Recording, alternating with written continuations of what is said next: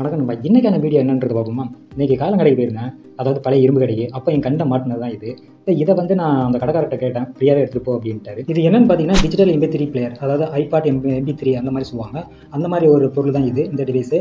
இது வந்து ஒர்க்கிங் கண்டிஷனில் இருக்குதா இல்லையா அப்படின்றத செக் பண்ணி பார்த்துருவோம் இந்த வீடியோவில். ஒர்க்கிங் கண்டிஷனில் இருந்துச்சுன்னா இதை எப்படி நமக்கு ஏற்ற மாதிரி இதை வந்து டிசைன் பண்ணுறது, அதாவது நம்ம எப்படி வந்து மேக் பண்ணுறது அப்படின்றத இந்த வீடியோவை ஃபுல்லாக பாருங்கள், உங்களுக்கே தெரியும். இந்த MP3 பிளேயரை ரெடி பண்ணுறதுக்கு நான் யூஸ் பண்ண போகிற டிவைஸ் என்னென்னு பார்த்தீங்கன்னா இது வந்து பேக்கிங் சீலு, அதாவது பிளாஸ்டிக் பையை வந்து பேக்கிங் பண்ணுறதுக்கான ஒரு டிவைஸ் தான் இது. இதை பற்றின அன்பாக்சிங் வீடியோ ஏற்கனவே நான் இன்னொரு சேனலில் போட்டிருக்கேன்.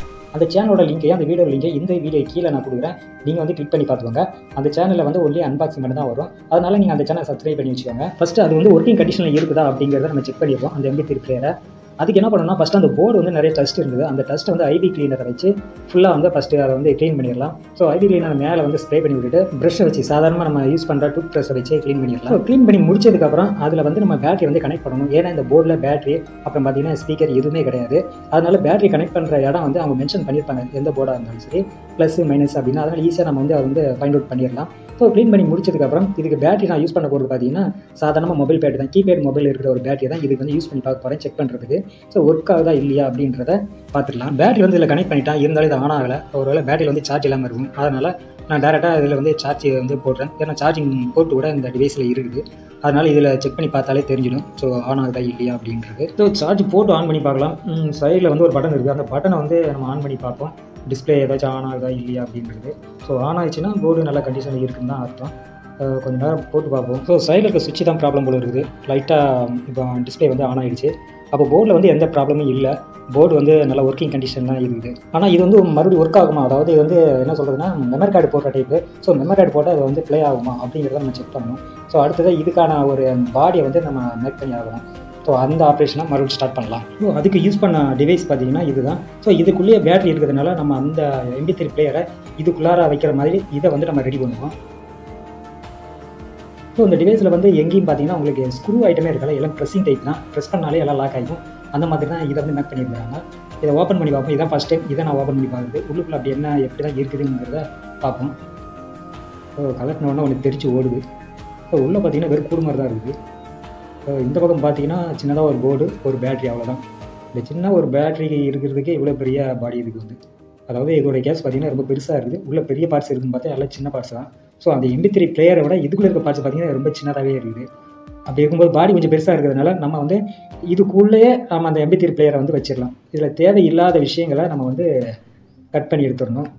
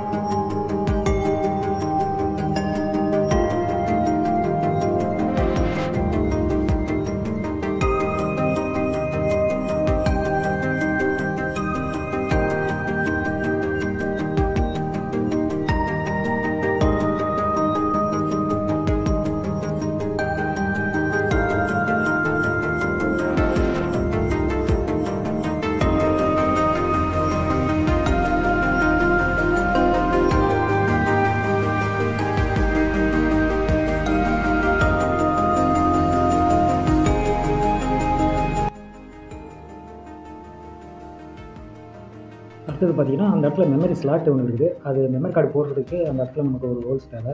அந்த ஹோல்ஸை இதில் வந்து சால்டிங் ஆயில் வச்சு ஹோல்ஸ் போட்டு மெமரி கார்டு போடுற அளவுக்கு ஒரு கேப் ஒன்று அதில் ரெடி பண்ணிக்கணும்.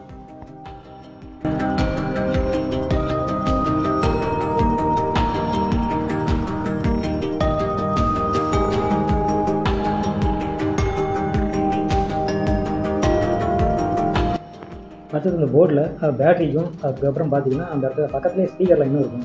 ஸோ பேட்டரி கனெக்ட் பண்ணதுக்கப்புறம் அந்த பேட்டரி லைனை வந்து இந்த போர்டில் இருக்கிற அந்த டிவைஸில் இருக்கிற பேட்டரி கனெக்ஷனோட ஜாயின் பண்ணி பண்ணிக்கலாம். ஜாயின் பண்ணி முடிச்சதுக்கப்புறம் பார்த்தீங்கன்னா அதுக்கப்புறம் ஸ்பீக்கர் கனெக்ஷன் தான் கொடுக்கணும். ஸ்பீக்கர் கனெக்ஷன் வந்து பக்கத்துலேயே தான் இருக்கும், இந்த போர்டு பக்கத்துலேயே, அதில் ஈஸியாக நம்ம கொடுத்துடலாம். கொடுத்து முடிஞ்சதுக்கப்புறம் அதை ஆன் பண்ணி பார்ப்போம் ஆன் ஆகுது. ஓகே, இந்த பேட்டரிக்கு இந்த டிவைஸ் வந்து ஆன் ஆகிடுச்சு.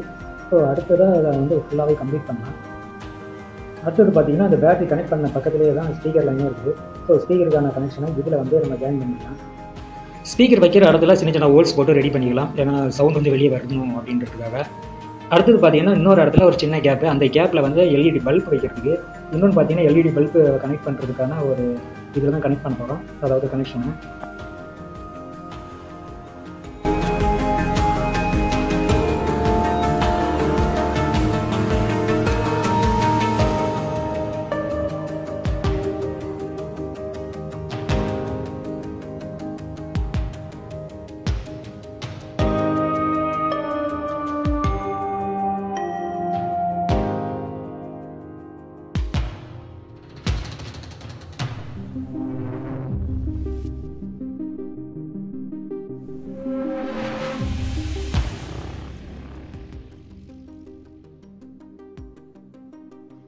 ஸோ எல்லா கனெக்ஷனும் வந்து கம்ப்ளீட் பண்ணியாச்சு. இப்போ வந்து ஃபுல்லாக பேக்கிங் பண்ண வேண்டியதான். ஸோ பேக்கிங் பண்ணுறதுக்கு முன்னாடி டபுள் சைடு டேப்பு உள்ளே வச்சுட்டு அது பிறகு எதுவும் மூவ் ஆகாமல் இருக்கிறதுக்காக ஒரு கொஞ்சோண்டு ஃபெவிக்விக் வந்து ஒட்டி வச்சிட்டேன்.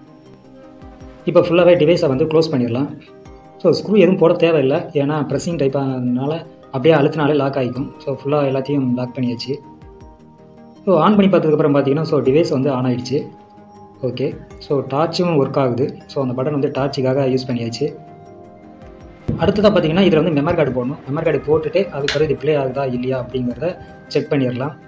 ஸோ மெமரி கார்டும் கொஞ்சம் ஈஸியாக தான், கொஞ்சம் டிவைஸ் உள்ளே இருக்கிறதுனால விரல் உள்ளே போகலை, அதனால் சிம் எஜெக்டட் பின்னை வச்சு தான் உள்ளே தள்ள வேண்டியதாக இருக்குது. ஸோ தள்ளினதுக்கப்புறம் ஆன் பண்ணி பார்ப்போம் இது ப்ளே ஆகுதா இல்லையா அப்படின்றத.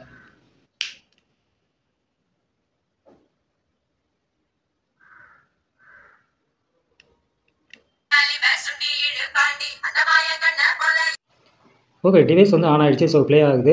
என்னென்னு பார்த்தீங்கன்னா நான் பாதியில் நிறுத்திட்டேன் பாட்டை, ஏன்னா காப்பிரைட் ப்ராப்ளம் வரும் அப்படின்றதுக்காக. ஸோ ஒர்க்கிங் கண்டிஷன் தான் இருக்குது. ஆனால் எதிர்பார்க்கவே இல்லை இந்த அளவுக்கு சவுண்டு வரும் அப்படின்றத நான் எதிர்பார்க்கவே இல்லை. சரி, ரொம்ப நல்லாவே சவுண்டு எனக்கு நல்லாவே கேட்குது. அப்புறம் பார்த்தீங்கன்னா இந்த பட்டன்ஸ் மட்டும் தான் சரியாக ஒர்க் ஆகலை, ஏன்னா எந்த பட்டனையும் ஒர்க் ஆகலை. மெமரி கார்டு பாட்ட உடனே ப்ளே ஆகுதே தவிர எந்த பாட்டி வந்து ஃபார்வர்டோ ரிவர்ஸோ வந்து அடிக்க முடியல. ஸோ பட்டன்ஸ் எதுவுமே ஒர்க் ஆகலை, ஆனால் போர்டு ஓரளவுக்கு ஒர்க்கிங் கண்டிஷன் தான் இருக்குது.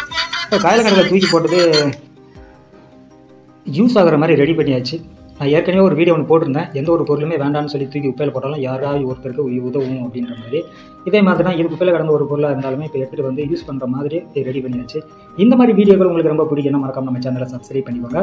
அடுத்த வீடியோவில் இதே மாதிரி ஏதாவது ஒரு கேட்ஜெட்டு நம்மக்கிட்ட ஏதாவது ரிப்பேர் ஆனதோ இல்லை வேஸ்ட்டாக கிடக்கிற பொருளை எப்படி ரெடி பண்ணலாம் அப்படிங்கிற வீடியோட மறுபடியும் உங்களை வந்து மீட் பண்ணுறேன்.